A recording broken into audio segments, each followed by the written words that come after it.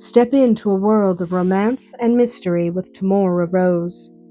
Today we're reading part 2 of chapter 10 of Child of the Wind. Spirits now a little higher, Kanace flopped back on the bed and considered her choices. She could still run away, but that option didn't seem as appealing now. Staying in her bedchamber was a possibility, but it was boring. Far too boring. Staying in here for yet another day might actually drive her mad. That left going down to supper. Of course, she didn't have to do exactly as Duncan had instructed. He'd forbidden her from wearing just an underdress, but what if she wore only the tunic that went with it? Would he be angry with her? Probably. Would the Duke think she was a heathen? Most definitely. Did she care? After several minutes of careful consideration, she decided she did care. No tunic, then. At least not by itself. There was a timid knock on the door, causing Kanace to sit up. Servants with her bath, no doubt. After a moment of debate, she called out for them to enter. If she was going down to supper, she needed to bathe first. If she ultimately decided to run away, well, it would be nice to be a clean runaway. She always felt more comfortable and confident after a bath. The servants had the bath prepared in short order. One of the serving girls approached the bed. "Shall I help you bathe, my lady?" the girl asked. Kanace shook her head and dismissed the servants. She'd been bathing herself for a decade. She didn't need any help. The serving girl seemed startled, as if it was unusual to have a lady bathe herself. Shaking her head, Kanace decided English ladies must be truly lazy if they couldn't wield a sponge without help. She vowed never to become one of those ladies who couldn't even put on her stockings without assistance. She would maintain at least a little independence, no matter what Jet did or said. Once the servants had left, Kanace stripped and lowered herself into the steaming water, shivering deliciously as the heat sank into her tired flesh. She liked the heat almost as much as she liked the cold, so she leaned back, closed her eyes, and drifted. As the steam curled her long hair, she deliberately thought of nothing. Nothing. Not Bentley and his dog nonsense, not Duncan and his suggestions, not Jet and his orders. The men in her life were maddeningly unhelpful, but she was not thinking about any of them right now. She was thinking of nothing. When she realized she was obsessing, Kanace sat up and reached for the sponge. If she wasn't going to relax, she might as well wash. Her hand closed around the heather-scented soap. When she caught its scent, she naturally relaxed. She loved that smell. It was subtle and more earthy than floral and reminded her simultaneously of both the heath and the woods. The scent was so appealing that she refused to use anything else. And yet, its scent made her sad. Since they'd come to southern England, she hadn't seen much heather. There were some here and there, mostly along roadsides, but in Scotland it was everywhere. It could be found on the heath, in the woods, even growing between the carefully set cobblestones on the roads. But here, if she stayed in England, she might never see a field of heather again. She might run out of her precious heather soap and her soft heather oil. And while she had brought some heather honey and heather ale from Scotland, it wouldn't be long before those things too were gone. Could she live with that? She might have no choice. Working the fine soap into a fluffy lather, she decided to ask Duncan to send her her favorite things as often as he was able. A taste of home might keep her sane in this dreary place. Kanace glanced at the sun streaming through the windows and knew that she was being unkind. It was sunnier here than in Scotland, she had to admit. It would probably be warmer in the winter, though she wasn't sure that was something she was looking forward to. The icy cold of winter had always pleased her, and she had no way of knowing if it grew cold enough here to satisfy her. Maybe she'd ask Jet at supper. Or maybe not. The water was growing cooler, so she washed her hair with the heather soap, glad she'd brought enough to indulge herself for a time. Once her knee-length hair was gleaming, Kanace rose and stepped out of the tub. Water dripped off her hair and body, soaking the floor, but she didn't care.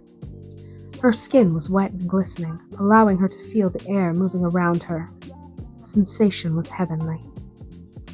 An impish smile lit her face as her gaze moved to the balcony doors. Why not? She was on the 3rd floor. She'd only be seen if she actually went out onto the balcony, which she had no intention of doing. Still fully naked, Kanace rushed over to the doors and pulled them open, allowing the warm summer breeze to dance across her skin. It caressed her breast and wound its way around her legs, urging her to come out and play. But she was naked, and this wasn't Scotland. She couldn't go dancing about on the balcony without any clothes. It was almost depressing, but it was what it was. With a deep sigh, she turned away, leaving the doors open so she could catch the breeze. Her grin widened as she decided to remain naked for the moment. After retrieving her hairbrush, she took a seat in the chair nearest the balcony and started brushing her hair out with deliberate strokes. It felt good, sitting here like this, defying convention, even if it was in the privacy of her own bedchamber. A knock sounded at the door, drawing Kanace to her feet. "Just a moment," she called. "Mustn't frighten the servants." She wrapped herself firmly in a robe before she allowed the servants to open the door. The tub had to be emptied and the water mopped up, so she wouldn't be alone for a while. Another sigh escaped as she settled back to brush her hair. "Shall I do that, my lady?" the same serving girl asked. Kanace shook her head. She had arms. She could brush her own hair. The servants went about their duties, occasionally asking her if she needed anything, but she continued to ignore them, hoping they'd just go away. Eventually they did, but not before asking if she needed help dressing, which she clearly didn't. Did they really believe ladies were so incompetent? Apparently so. When she was finally alone once again, she tossed off the robe and picked up a bottle of heather oil. She loved the way it felt on her skin, so she applied it after every bath. She poured a little onto her hands and spread it over her arms and shoulders before moving downward. As her hands ran over her breasts, she wondered if Jet would like the scent. She certainly did. Oiling her skin didn't take long. As the oil dried, she searched for something to wear. She had much in the way of beautiful clothes, but nothing seemed quite right. The simple gown she wore riding and tending animals she dismissed immediately. Tonight she wanted to shine like a princess, but she needed just the right gown to do it. Silk, definitely, something that would rustle deliciously as she walked. If she wanted to enchant the men of the household, she needed to play the part. Smiling to herself, she retrieved her finest shift and held it up to the light. The fabric was shot through with golden thread and was so finely spun it was nearly transparent. This shift was perfect for tonight. Kanace pulled it over her head and smoothed it over her hips. It fit like a second skin. Excellent. The stockings that matched the shift were sitting there in front of her, but she ignored them. It was scandalous to go without stockings, but it was also scandalous to ride about the countryside in only her night clothes. Stockings always did make her feel more than a little confined, so she left them off when she could. She also refused to wear a corset and limited her petticoats to only what she could tolerate. In this case, she found the gold petticoat she'd had made a year ago and tied it into place. She would wear no other undergarments. Now to choose a gown. She was tempted to ignore Duncan completely and wear the underdress that had so enraged Lady Cancross last Christmas, but she ultimately decided against it. Not because she felt like complying, but because the underdress alone wouldn't have the desired effect. Oh, it would draw every eye, shock everyone, and likely enrage Duncan, but it wouldn't enchant. To enchant, she needed an entirely different gown. For that same reason, she rejected her previous notion of wearing only the long tunic she'd had in mind earlier. It would have been a daring choice, but it wouldn't have the desired effect. Kanace had an extensive wardrobe, so there were plenty of gowns to choose from. Her silk gowns alone numbered more than 20. Some were ornate and covered with jewels, others were simpler with lace and taffeta, but all were lovely. Any one of them would serve, but she wanted the perfect gown. There were 3 red gowns, but she dismissed them almost immediately. Red was the color of passion, true, but it was also the color of aggression. She had one black gown, but black made her look older and wiser. She wanted to look young and vibrant. White? No, she didn't want to look innocent. She passed over the pinks for the same reason. Yellow was sunny, but not a good evening color. Purple was a good evening color, but it was just a little too strong to be called enchanting. When it came down to it, she really had to choose between blue and green. Green was soothing, restful, and earthy. Blue was calming, powerful, and emotional. Though green was her favorite, she finally decided on the deep blue. She was hoping to elicit an emotional response from the men of the family, and blue was better for that. Decision made, she stepped into the blue gown and pulled it up over her slim body.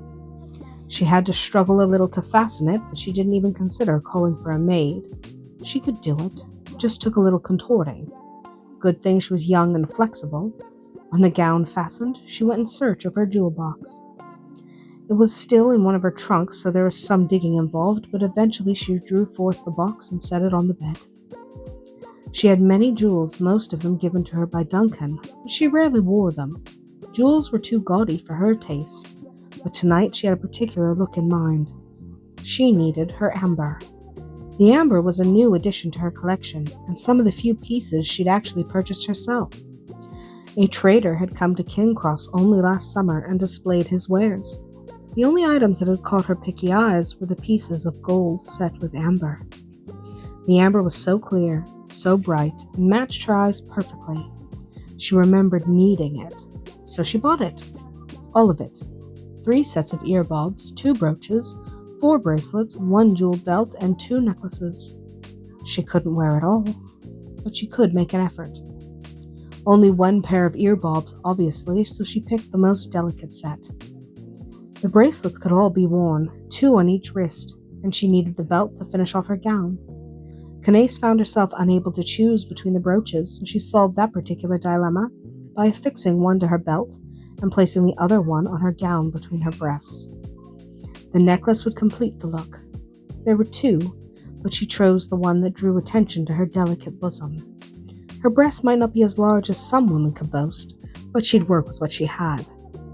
Candace observed herself in the mirror, thought for a moment, then frowned.